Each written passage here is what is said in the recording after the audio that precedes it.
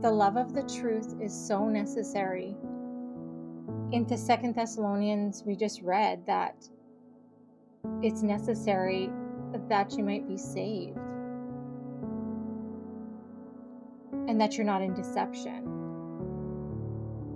So the love of the truth is like a precursor to the receiving actually the truth.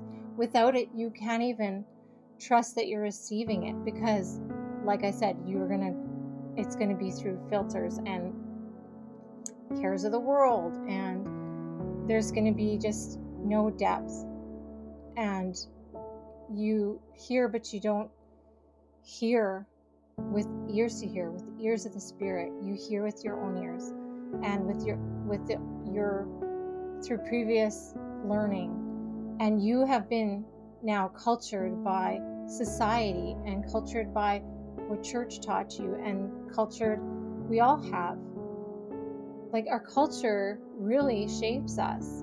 And so this is showing what cultured heart looks like. And our heart has gotten cultured by deception, by not loving the truth. We have accepted lies, and we've accepted, what we think is the truth, but it's been distorted through our own thoughts, through our own ways of seeing things, through the ways that we were cultured, the things we were taught, and the things we were learned. And I don't want to say that we're only the product of our culture, but really we very much are, if we don't choose to have a love of the truth, because there is a truth to know, and it is a person, it is Jesus.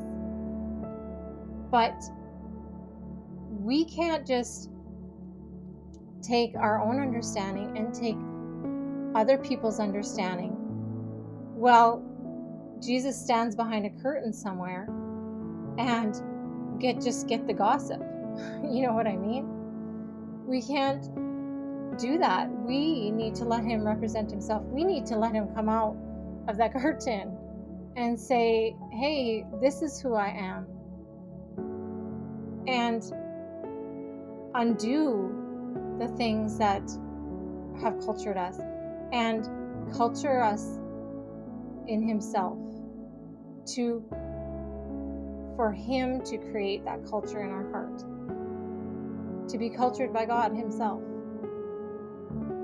because this is what needs to shape us, and the truth is what's saving us. And so we really need to have a love for it, so that we actually hear the truth, and that we have the ability to accept something that God says. You might not understand it the first time you hear it, but that doesn't mean it's not true. You might not understand it the first time you hear it, but that doesn't make it not true.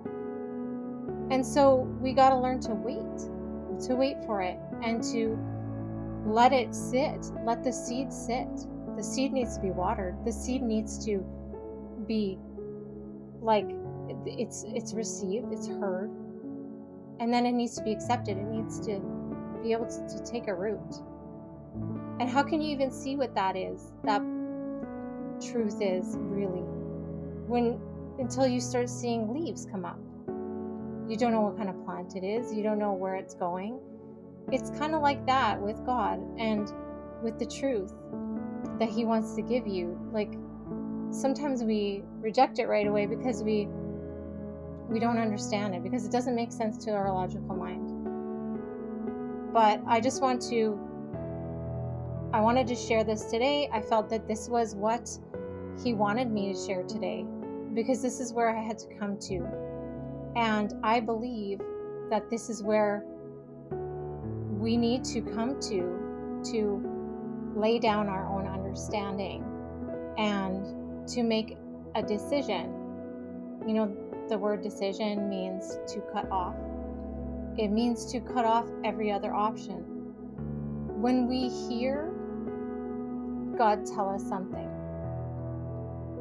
and it goes against what we've been taught, and it goes against lots of things, that, what's going to happen, first thing happens when you receive a word of truth is tribulation comes because of the word that was spoken. So what is that? That is temptation. The temptation to not believe it. The temptation to believe something else that you've been taught. Other knowledge that is in your mind. Other knowledge that's in your heart. There's other plans in there. If you're saying this, then I have already prayed for you to be able to receive the love of the truth. And I just really hope that you think about this. And I hope that I was able to communicate it properly. And I know that some things I haven't explained yet, like why am I in 2 Thessalonians, where it's talking about the son of perdition. And I can't go there yet. I have an understanding of what these things mean, actually, but I can't go there yet. You need to come here first, and then we can go there. And there's so many things I could explain to you, but we need to start somewhere, and we need to start here. This is where the Lord is saying that we need to start. And this is where it started with me. And you will hear things you've never heard before, and you will hear good news. Trust me, it is so good. And immediately when you hear something, this battle will start taking place in your thoughts. And it's just the spirit lusting against the flesh, and the flesh lusting against the spirit in you. It's the truth and the lie kind of wrestling.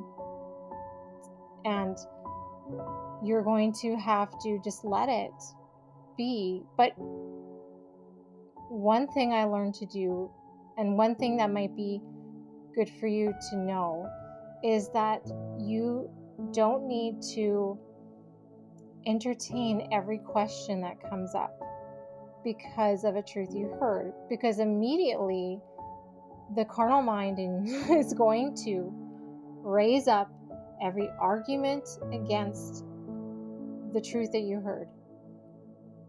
If you heard something from God, just take it.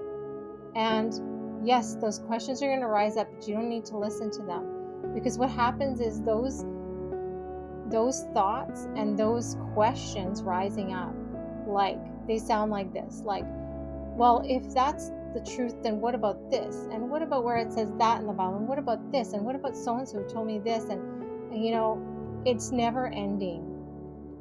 But you need to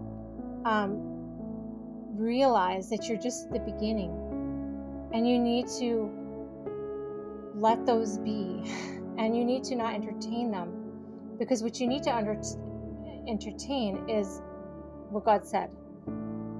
And now the focus shouldn't be, well, if that's true, then what about this? Because the reality is you haven't even understood the truth you just got. And so the best thing to do at that point is to start asking God for the understanding, and He will give it to you. And I pray right now for you to have ears to hear that.